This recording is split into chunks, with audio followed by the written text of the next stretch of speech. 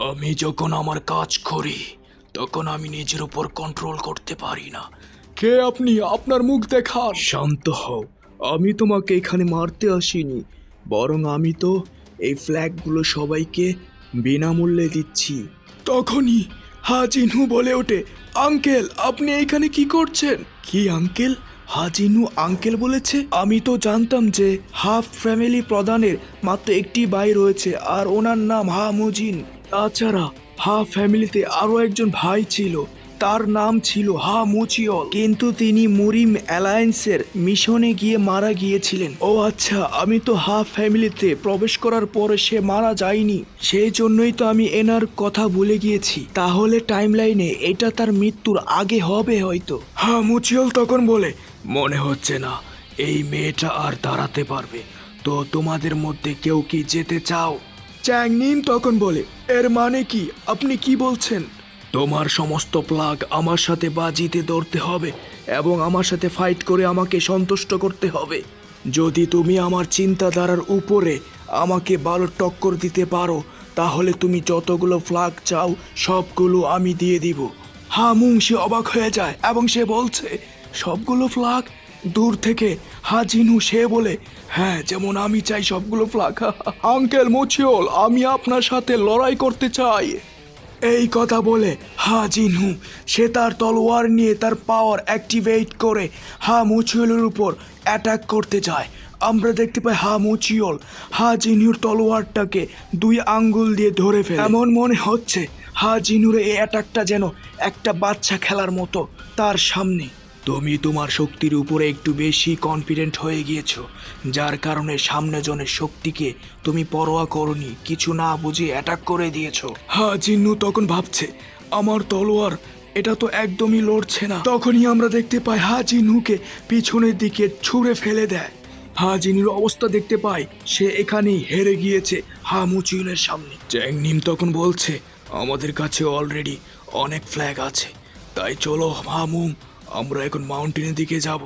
তখনই অনেক দ্রুততার সাথে মুচিওল চ্যাংনিমের সামনে চলে আসে এবং সে তার একটি অ্যাটাককে চার্জ করতে থাকে, যার ফলে সেই অ্যাটাকটা চ্যাংনিমের উপরে দিয়ে দেয়। আমরা দেখতে পাই সেইখানে অনেক জোরে ব্লাস্ট হয়ে যায়।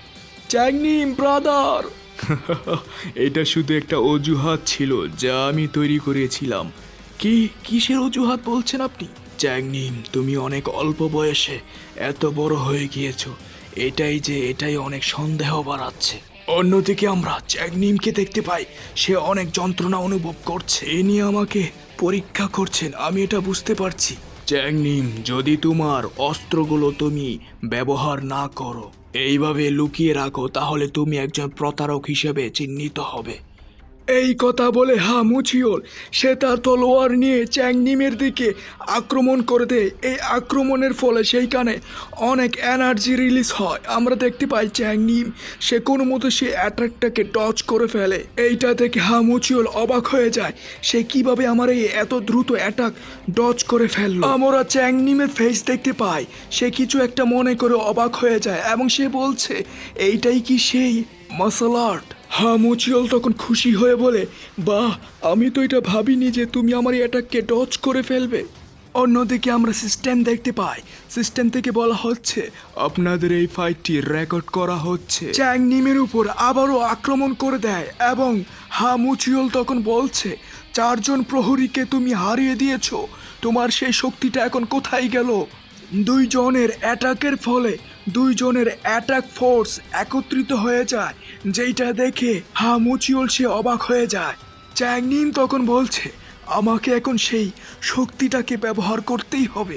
ঠিক তখনই চ্যাংনিম তার ইনফিনিটি সোয়ার্ড টেকনিক ব্যবহার করে, যার ফলে হা মুচিওল চ্যাংনিমের এই অ্যাটাকটাকে কোনো মতো ব্লক করে ফেলে। হা মুচিওল তখন বলছে, আমি তো এমন মার্শাল আর্ট কখনোই দেখিনি, এইটা কি তার কিয়ের মাধ্যমে এমন হচ্ছে? আমি এইসব কি ভাবছি, আমার শক্তি সামনে ও তো কিছুই না। দাঁড়াও, ওয়েট, এই শক্তিটা কি? তার এই কিটা তো তলোয়ারের সামনে একত্রিত হচ্ছে, এইটা কেমন মার্শাল আর্ট? তখনই চ্যাংনিম বলে ওঠে, third form crown of the heavens. এই বলে তলোয়ার সেই এনার্জিটাকে মুচিওলের দিকে ছুড়ে দেয়, যার ফলে আমরা দেখতে পাই সেখানে অনেক বড় তুফান চলে আসে। চ্যাংনিমকে আমরা দেখতে পাই সে তার এই পাওয়ারটাকে ব্যবহার করার কারণে অনেক ক্লান্ত হয়ে গিয়েছে। চ্যাংনিম তখন বলছে, আমি আমার অনেক শক্তি ব্যবহার করে ফেলেছি, কিন্তু আমি জানি আমার এই অ্যাটাকের কারণে ওনার কিছুই হবে না।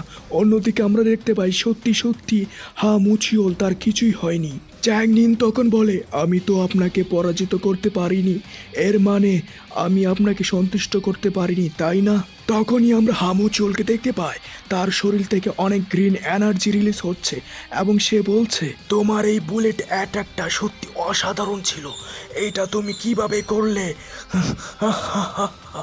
এই বলে সে পাগলের মতো হাসতে থাকে।